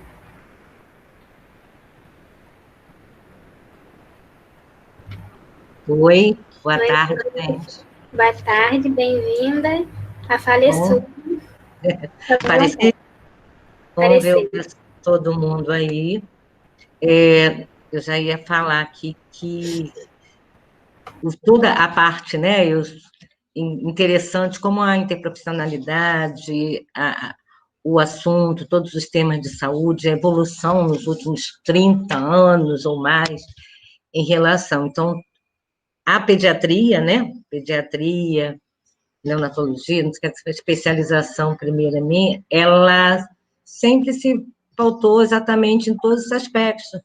Desenvolvimento, crescimento, desenvolvimento, nutrição, né, acompanhamento, acolhimento, orientação. Mas agora nós temos equipes, e é muito bonito, muito gratificante ver tudo isso. Como todo mundo comprou esse processo, fala sobre aleitamento com essa naturalidade, com esse conhecimento, a fala de todas elas se completaram e fizeram um caminho, que quase não sobra nada aqui para pediatra, mas isso é muito melhor ainda, né? Porque a gente fica tranquilo sabendo que essas crianças e essas mães estão sendo bem conduzidas. E falando em termos de saúde da policlínica, esse trabalho tem que ser muito divulgado e continuado, inclusive para os profissionais outros, né? Para todos os profissionais que estão ali, reconheçam, porque nós estamos no momento de valorizar a capacidade de conhecimento de cada um. Enfim, ciência do impedido. Primeiro, aí fui pegando pontos e algumas coisas já foram, talvez repita. A gente começa falando sobre o aleitamento, cada vez mais. Esse ano nós estamos no agosto dourado, né? Existem vários eventos. É um ano que fala no aleitamento para muitas mães atuais, está no momento da pandemia da Covid-19, né? Lembrar que a Covid, a mãe infectada ou não contraindica o aleitamento, a não ser em determinados critérios, tá? O aleitamento materno é soberano, independente, mesmo uma mãe infectada, levando todos os cuidados, orientações, está se mantendo, até porque, vamos falar mais adiante sobre essa proteção que a Ana já falou. Em relação, eles começaram falando sobre a produção, leite fraco, leite forte. Na verdade, as glândulas mamíferas, né, elas são preparadas e prontas para produzir leite materno, para produzir leite. E produzir leite independe de como é a mãe, se é gorda, magra, alta, baixa, feia, bonita. Não, pobre, rica. Todos começam, têm durante a gravidez essa capacidade. Muitas, a partir do 5º mês de gravidez, já estão com uma produção. Vamos responder no final, Analice. Uma produção, certo? E aí, só que não existe a falha da produção.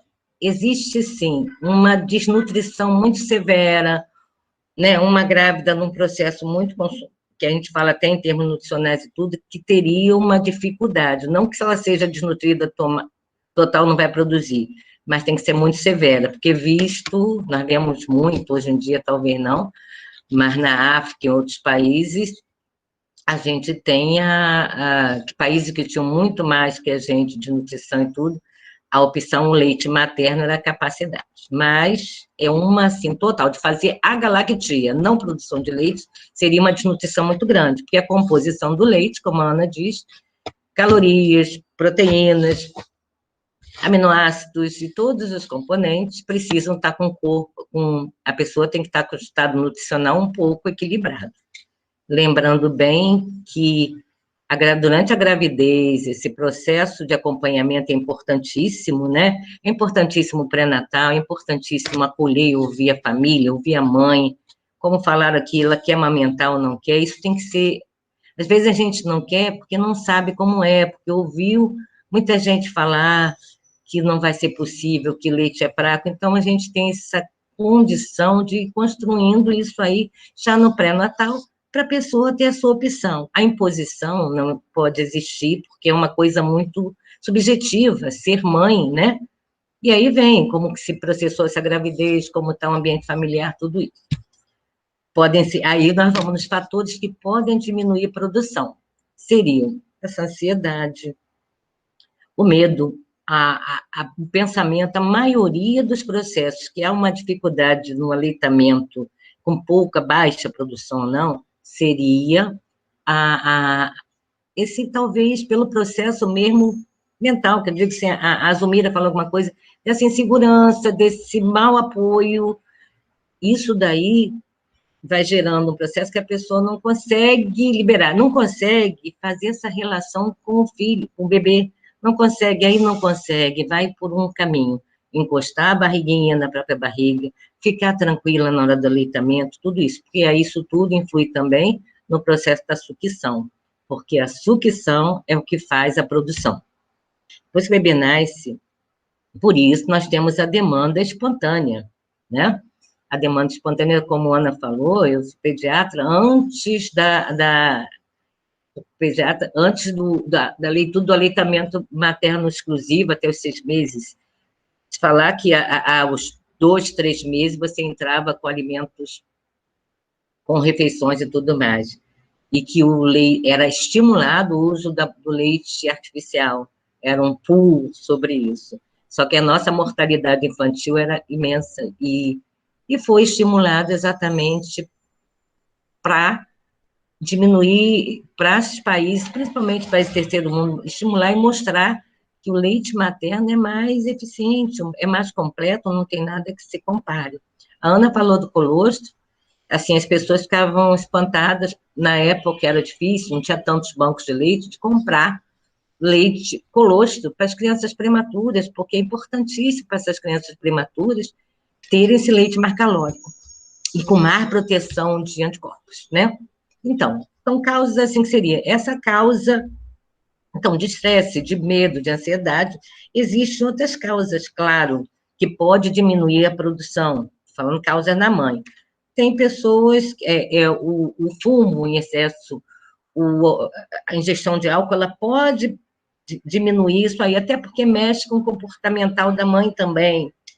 Muito cansaço, a mãe precisa repousar, para isso tem que ter esse apoio familiar ou do companheiro e tudo mais, para dar um descanso em alguns horários e para poder repor. Existem, quem já amamentou e sabe, existem horários que você tem a impressão que o peito está mais vazio. É um processo de cansaço, a criança às vezes chora mais um pouquinho, mas no momento que ela começa a sugar, ela estimula e muitas das vezes é importante a mãe dar uma descansada e alguém dar uma andadinha, assim, dar um apoio para essa mãe. e estar junto também, entender isso, não ficar naquele processo, tá chorando, tem que dar uma mamadeira, tem que dar um bico, dar enfia uma chupeta, nada disso. Então, até porque bico de mamadeira e chupeta são outros fatores que atrapalham essa produção do leite materno. A criança suga ali, aí depois não quer sugar, suga a chupeta, não sai nada. A mamadeira é uma coisa fácil. Então, aquele processo, o movimento da sucção, não vai acontecer naturalmente na hora de se alimentar com a mãe. E o leite, e o peito, né, a mãe, a relação mãe e filho, não é, tipo assim, a mãe não é uma coisa para engordar, não é uma produtora de alimento, só uma produtora de alimento, ela é produtora de amor, é produtora de tudo, de cuidado, de garantir a segurança, de garantir esse crescimento e desenvolvimento. A cada momento que estão juntos, estão havendo trocas entre a mãe e o filho. Outra coisa também, alguns chás, o pessoal tem mania de tomar chá, tem chás, eu vou relatar aqui, que se você tomar demais e tudo mais, ele pode inibir, porque chás são medicamentos. A produção, tudo que for fazer, eu quero tomar algo para ter mais leite, procure o profissional, a equipe que está te cuidando, e fale sobre isso, porque, na verdade, o que mais faz ter leite é ficar tranquila, dormir com calma, ter muito amor à tua volta, estar ciente que você é responsável por aquele bebê, e o bebê é responsável por ter te transformado em mãe, quando é o primeiro filho, né? É uma mudança grande. A outra coisa que faz também, quer dizer, já falei bico da mamadeira, chupeta, estresse, há uns relatos assim, as pessoas engravidar de novo pode reduzir. Na verdade, até tem experiência que eu engravidei, estava amamentando, há um consenso que você vai retirando, eu tenho cachorro, retirando tudo isso daqui. Deixa eu tocar. E há um consenso que você vai retirar, vai retirando o leite na medida que está grávida. Outra coisa é o uso de anticoncepcionais. Isso aí todo mundo sabe, que o anticoncepcional, você quando tem o bebê e está com medo de engravidar de novo, é um anticoncepcional especial que é prescrito para você. Então, orientar sempre, durante o pré-natal, a gente acha que todo mundo sabe tudo, mas não sabe, e às vezes usa. Sendo que o leite materno, ele tem, quer dizer, não vão, não, tudo bem, mas isso, ele produz, ele tem uma capacidade de ser, em alguns casos, um anticoncepcional natural. Isso daí, a Zomira falou, eu também tenho experiência sobre isso. Pelo menos 9 meses, 1 ano, ele funcionando sem anticoncepcional tranquilamente. Mas a gente não preconiza totalmente. Outra coisa, o pessoal misturou, né? Quando você faz o artificial, você fala, porque o esvaziamento do estômago a cada 3 horas, beleza. Só que aí você faz mamadeira de 3 em 3 horas, depois, mais tarde, 4 em 4. Você começa com um primeiro dia, você aguenta 7 ml a cada mamada, depois o estômago vai aumentando a cada dia. Ok, tem cálculos e contas que você fazem nisso. Aí você vai dar o leite materno e alguém fala, você vai ter que amamentar de 3 em 3 horas. Não, é demanda espontânea, porque nessa demanda espontânea que você estimula mais a produção. Ele vai sugar mais vezes, ele não vai encher, se tiver que encher o estômago com 30 ml, 50, ele vai encher com 15, daqui a 1h30 vai pegar de novo, porque além do encher o estômago, alimentar, ajudar a ganhar peso, ele tá, né, como tem aqueles hormônios, falando endorfinas e outros, que dão prazer. A criança saiu de um ambiente lá, 9 meses, bonitinho lá, protegidinho, é um trauma o nascimento, tá? De primeiro momento. Tem a dor da mudança da respiração, tem o ambiente todo. Então, o que ele conhece, sente, é o cheiro da mãe, o calor, a temperatura da criança e da mãe são idênticas. Assim, né?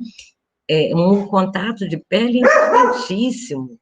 Então, você amamenta por demanda espontânea, importantíssimo, tem que estar, as pessoas têm que fazer essa situação, né? Desculpa, gente, brincadeira. Outra coisa que é fator de risco para essas coisas também você não acreditar. A outra coisa é doenças crônicas, obesidade, diabetes. Que vergonha, gente, desculpa. Obesidade, diabetes, horários. Então, não fazer de 3 em 3 horas, porque na primeira semana você estimula muito, tá? Estimula muito. Você precisa desse estímulo. Obrigada. A outra coisa, doenças crônicas, diabetes, obesidades, tudo isso pode interferir. E o uso de alguns medicamentos, tá? Tá, igual ele quer participar, mas ele não sabe falar. Mas eu já mudei de lugar. O uso de alguns medicamentos também é importante. Então, são fatores que podem, mas eles não impedem a produção. O que acontece? A mãe fica preocupada, que não está menos ou está chorando, como a Ana falou ali, aí começa a querer complemento, alguém. A gente tem que tomar cuidado como pediatra, de ter a paciência e tentar entender e tranquilizar o tempo de cada um. Uma opção, às vezes, exatamente, é você proporcionar que use, o que já foi falado aqui, para a mãe, desde que nascer, faz uma ordenha e congela lá teu leitinho. Então, no momento desse, você tem o teu leite, tá? Tô acabando. Pô, falando menos que ela. Então, essas coisas. Então, agora tem outra coisa. O leite materno, além de tudo, propicia. Previne produção de câncer, né? Câncer ginecológico, previne hemorragia no pós-parto, ajuda emagrecimento, como a Ana já falou, não é isso? Tem uma... Olha, eu vou pedir mais um pouquinho, porque ficou meio extenso, só mais 5 minutinhos, tá? Menos que isso, talvez. E eu falo rápido, tá? Ele diminui o sangramento pós-parto, acelera a perda de peso, reduz essa incidência, né? Isso é comprovado, tem fatores de câncer de mama, ovário, endométrio.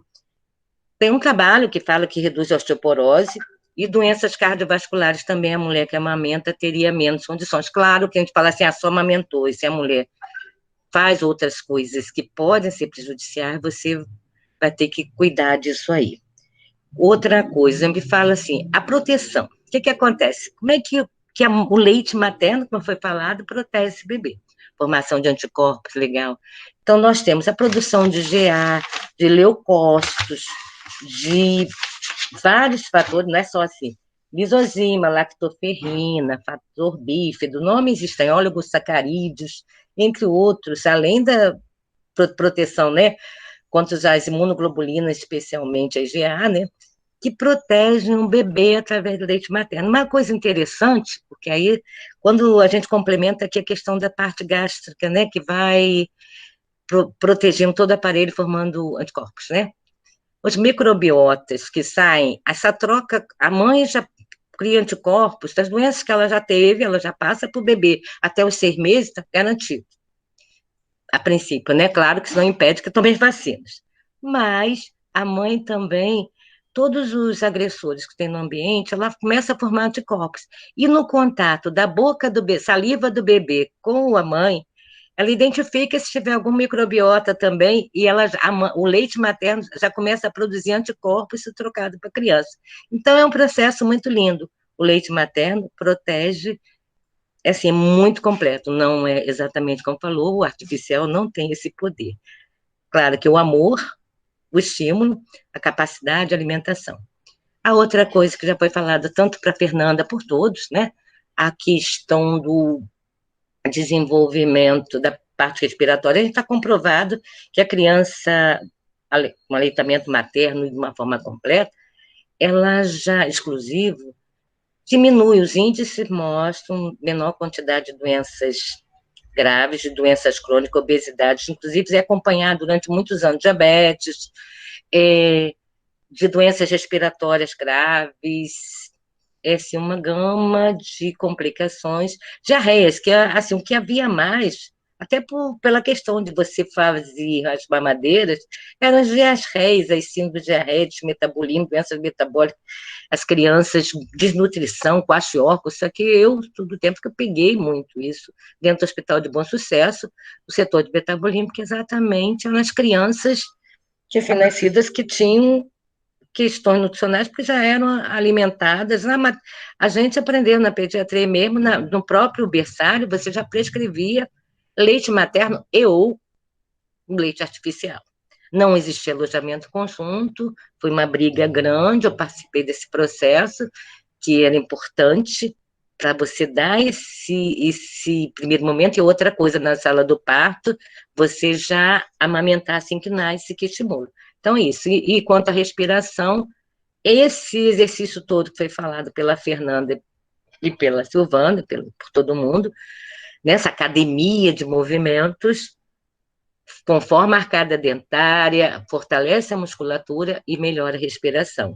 Então, é um dos fatores. Eu estou tentando colocar dentro das perguntas. Então, leite materno não há falta, assim, praticamente todas as mulheres são capazes de produzir, é um ato de amor, precisa ter participação da família e de todos, precisa, isso que eu estou vendo aqui hoje, a participação do profissional que está acompanhando aquela mãe e aquela família, entendendo seus problemas e tentando ter a paciência e sabendo o aconselhamento comprável. Nós estamos num momento que, esse ano, né, dentro da Sociedade de Pediatria, é o momento de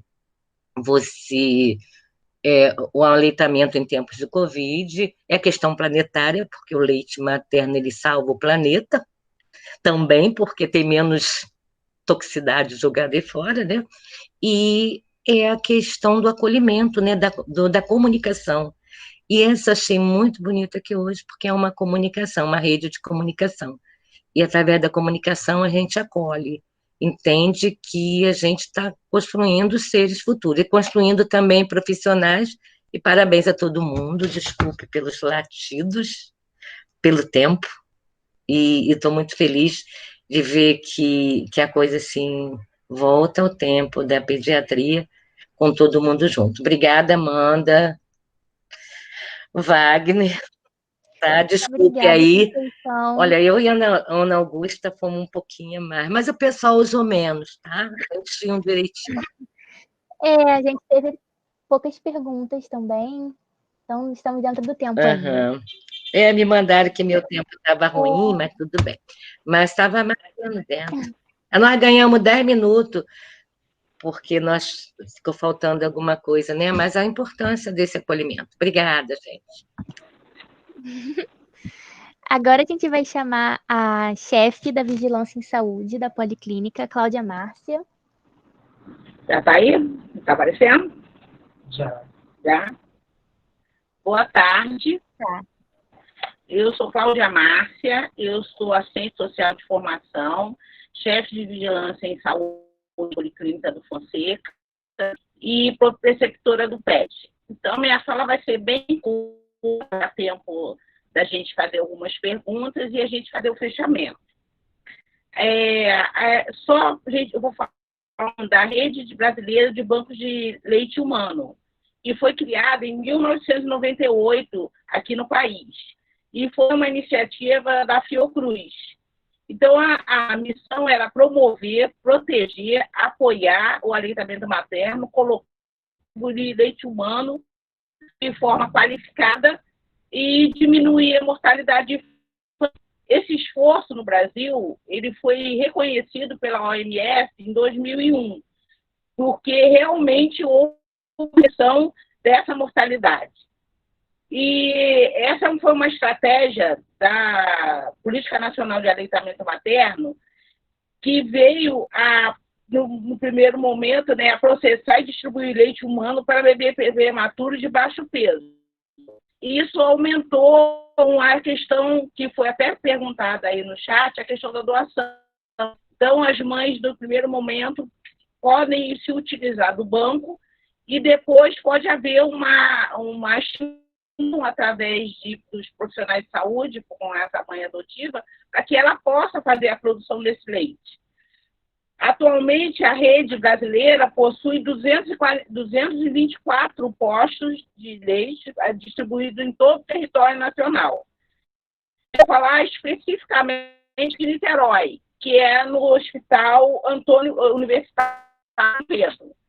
Então, eles têm um e-mail, né, que é bancodelete@uap.uf.br, que você pode entrar em contato e fazer a visitação desse espaço, conhecer os procedimentos e receber esse leite no momento que há algum problema, que há uma dificuldade nos momentos, e depois ela pode voltar a participar, a desenvolver esse leite e produzir esse leite e dar para o seu filho, como foi colocado com a Ana. Cada mãe tem o leite próprio para seu filho. Então, é importante que isso seja estimulado. Esse modelo do Brasil, ele é reconhecido pelo desenvolvimento estratégico, pelo baixo custo e alta qualidade. Então, esse leite humano, ele tem, conforme as necessidades específicas de cada bebê, e aumenta a eficácia da iniciativa para a redução dessa mortalidade infantil, né? A coordenação dessa rede no Brasil, ela fica na Fundação Oswaldo Cruz, no Instituto Nacional de Saúde da Mulher, da Criança e do Adolescente, Fernando de Figueira. Então, existe essa possibilidade de você buscar isso no escritório. O Google está disponível, tem todo o território nacional. Então, é importante que as pessoas fiquem sabendo disso e busquem essa alternativa para que solucione um problema, às vezes, que é eventual. Como a doutora Conceição falou, por um momento de cansaço, de estresse. Então, você tem a oportunidade de fazer esse tipo de procedimento. Agora, eu fui bem rápido para a gente poder ter espaço para discussão e depois eu volto novamente para fechar o evento. Obrigada, Amanda.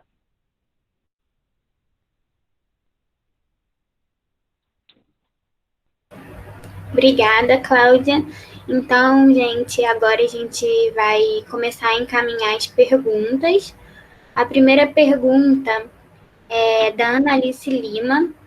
Ela pergunta assim: quando a mãe consegue amamentar por um seio e não pelo outro, em que ela tem menos leite e dói mais, o que pode ser feito? Quem tiver disposto a responder, fica à vontade. Amanda, não seria melhor fazer mais perguntas, 3 perguntas, e depois responder em bloco? Não seria melhor? Tá, então a primeira pergunta foi essa, da Ana Alice Lima. A segunda pergunta também é da Ana Alice Lima, e ela perguntou sobre o aleitamento de mães que são soropositivas. E tem uma pergunta também que veio da Policlínica, que é sobre beber muito líquido, se beber muito líquido ajuda na produção de leite.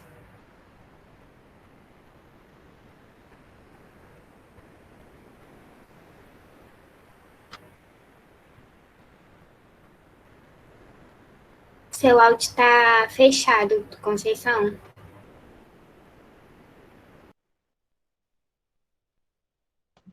Essa é a pergunta, sobre um leite não consegue...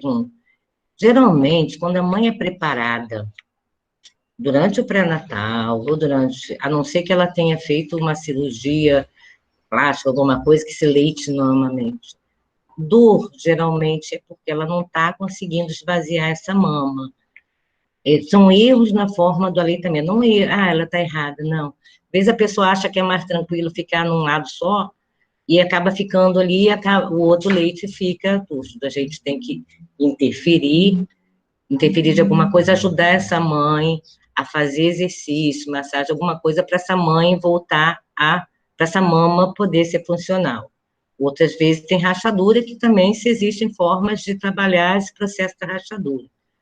Normalmente, essa questão de uma mama, só consigo nessa mama, é uma coisa meio temporária, na maior parte das vezes, a não ser se for por uma lesão. De qualquer maneira, o fato de estar mamando só em uma não vai prejudicar a criança nisso aí não, porque vai continuar estimulando a glândula mamífera, tá? Vai continuar produzindo com a sucção e a criança vai se alimentar. Mas o desconforto da mãe tem que ser cuidado. e o aleitamento não pode ser uma coisa dolorosa, né? Não pode ser uma coisa dolorosa, uma coisa de sofrimento, é uma coisa prazerosa. Então, temos que caminhar para isso aí, tá?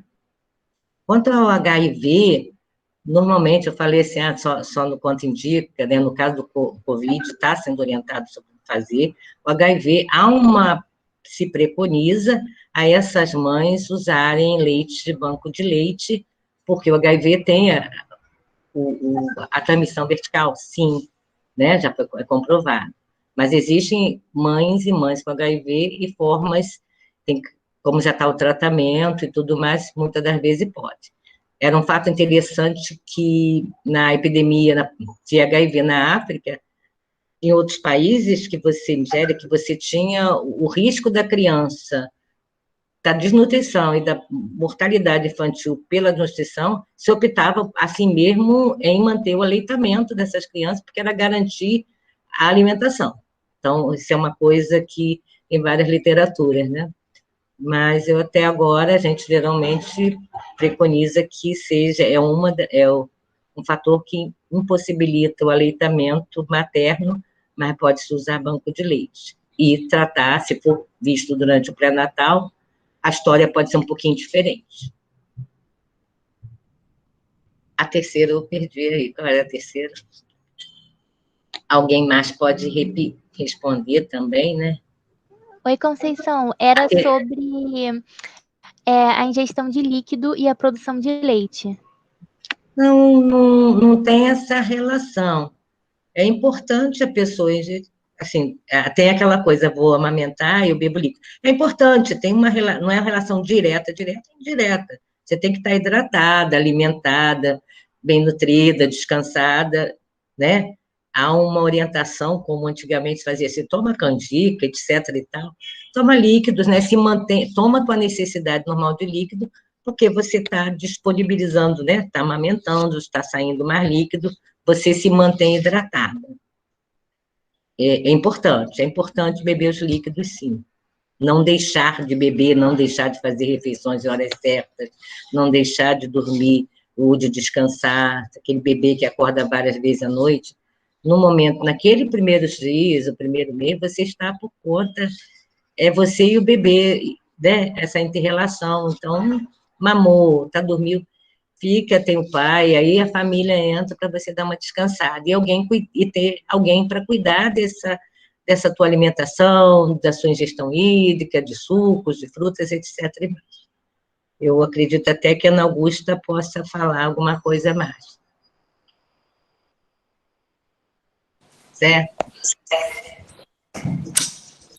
Na verdade, é isso mesmo que a Conceição falou, né? O que a gente observa às vezes é que existe culturalmente a ideia de se estimular o consumo de canjica, malzibia, cerveja, imagina, toma bastante cerveja, toma malzibia, toma muito leite, e a gente sabe que isso não é o importante. O importante é a mãe se manter bem hidratada, isso é muito importante.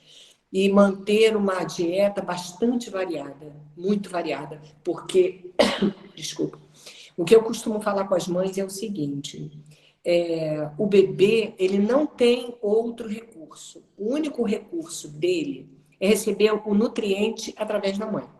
Se a mãe não faz essa reposição na dieta, se ela não se alimenta adequadamente, se ela não se hidrata adequadamente, o bebê vai tirar dela, ele não tem opção. E aí a mãe pode desenvolver algumas deficiências durante o período da amamentação, exatamente porque estava com uma dieta deficiente. Então é só orientar que a alimentação da mãe esteja rica, que ela esteja bem hidratada e tudo vai funcionar bem, né? E tudo vai dar certo. Você acha assim, mãe com fome não consegue alimentar direito. A mãe tem que estar bem cuidadinha. É verdade, exatamente isso. Precisa de todo o suporte, né? Inclusive nutricional. Obrigada, Ana e Conceição. Acabaram nossas perguntas, então eu vou chamar a Cláudia de novo para a gente encerrar.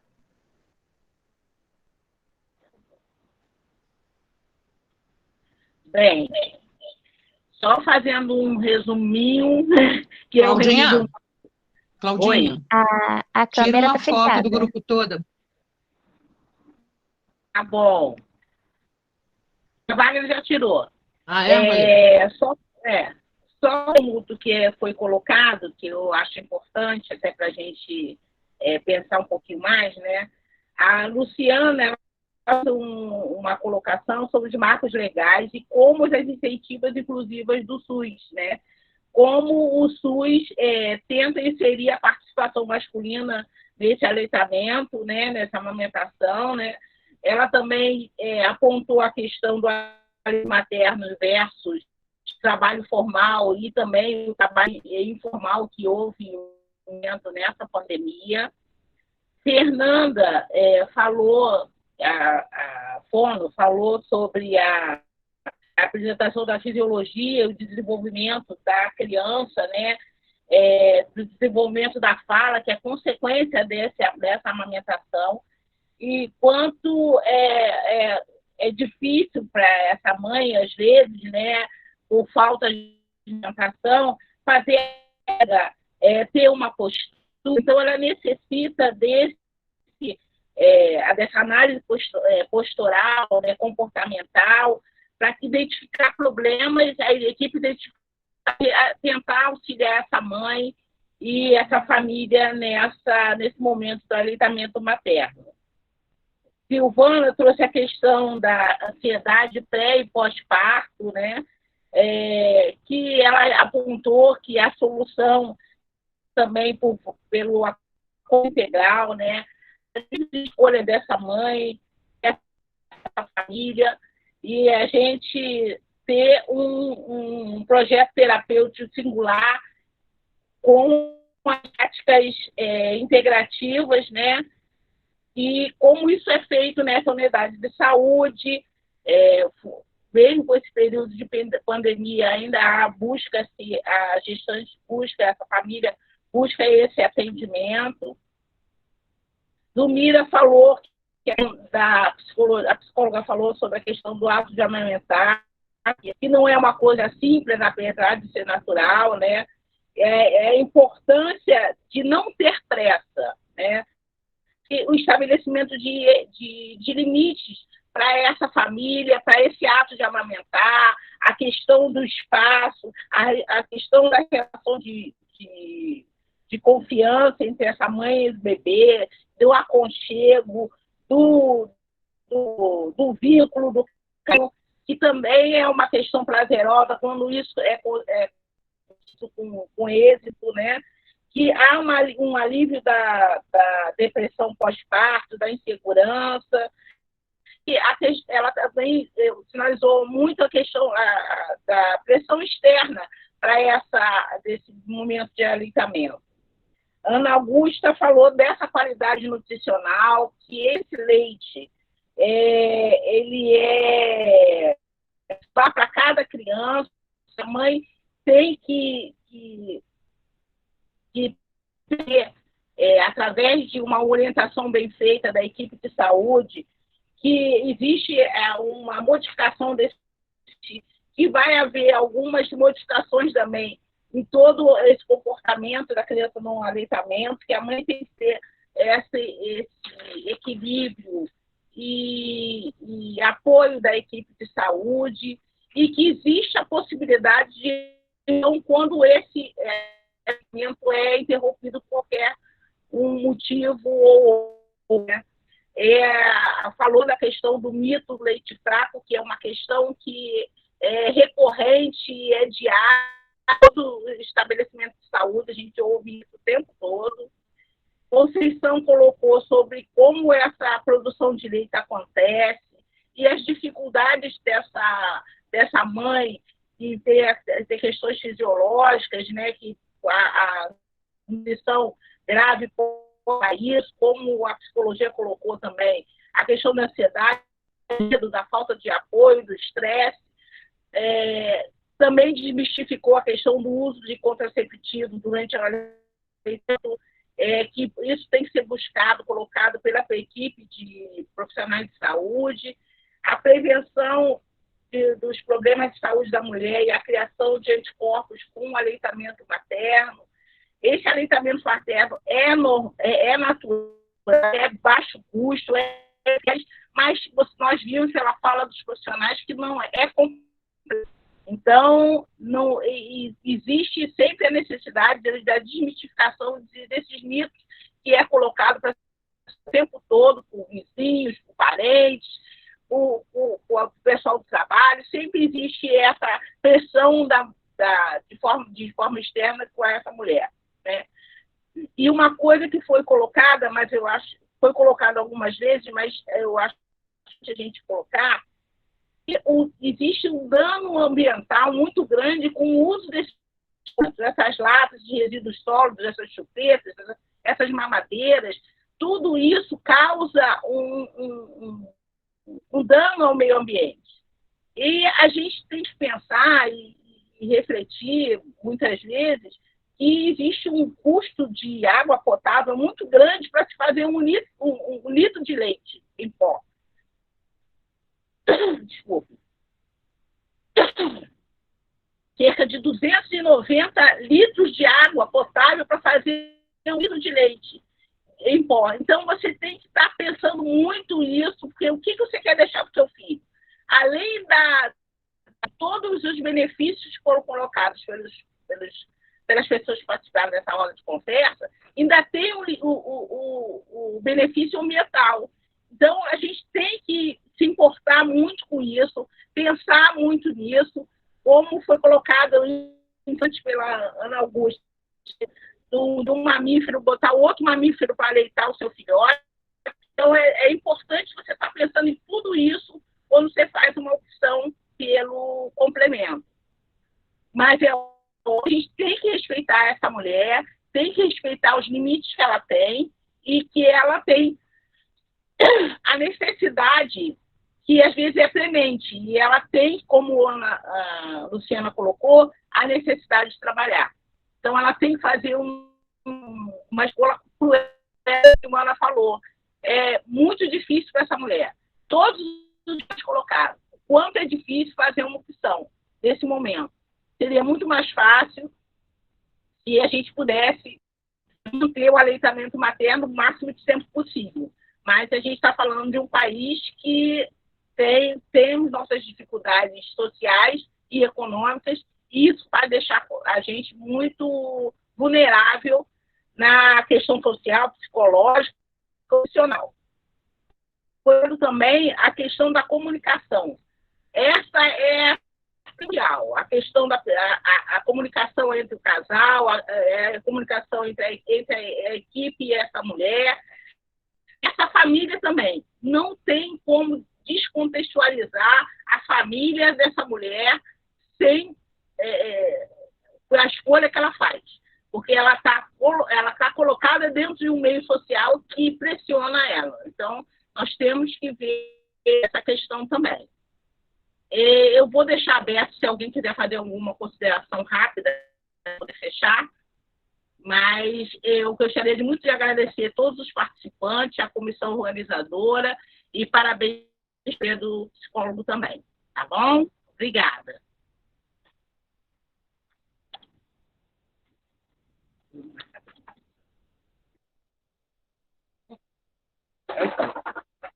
Boa tarde, pessoal. Gostaria também de agradecer a participação de todos que estiveram acompanhando a gente agora. Tenha sido uma oportunidade de agregar bastante conhecimento para vocês, de perceberem que o trabalho colaborativo, cooperativo, ele cria um fazer muito melhor, né? Porque a gente acaba dando realmente uma atenção integral. E eu gostaria de pedir a vocês também, se puder agora, abrir as suas câmeras para poder fazer uma foto da nossa reunião, né? Tipo uma colaboração, uma organização para a gente ver todo mundo, né? E, mais uma vez, essa presença de todos. Agora quem vai tirar a foto? É uma pergunta mesmo. Tirar o óculos.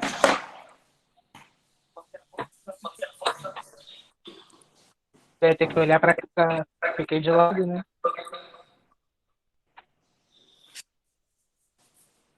Acho que foi.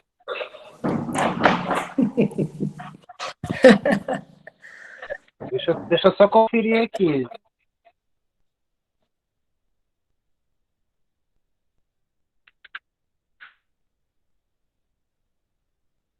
Não foi. Então vamos tentar do modo antigo. Só que aí eu não apareço. Wagner, não dá para fazer todo mundo junto, não? Todo mundo abrir as câmeras? Não dá, não? Mas eu fiz isso. Ah, foi? Desculpa.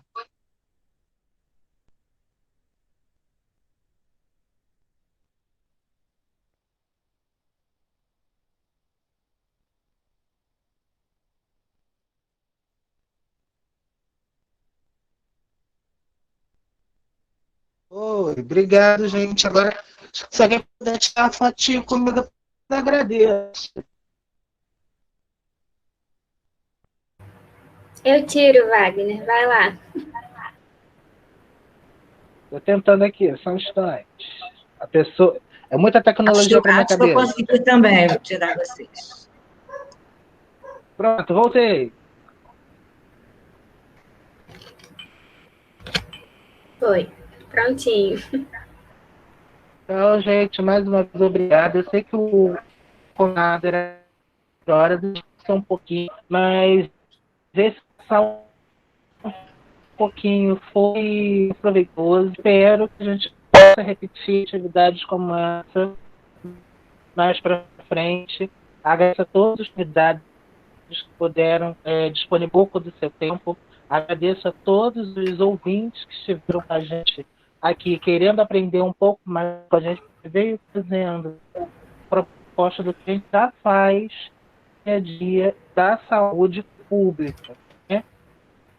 E a gente também tem que defender, porque o SUS não é um favor, é um direito nosso. Então, só dizer que particular é bom, não, o SUS também é bom. Então, uma boa tarde para todos e mais uma vez agradeço.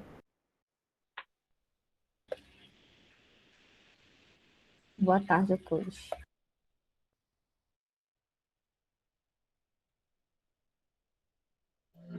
Boa tarde, obrigado.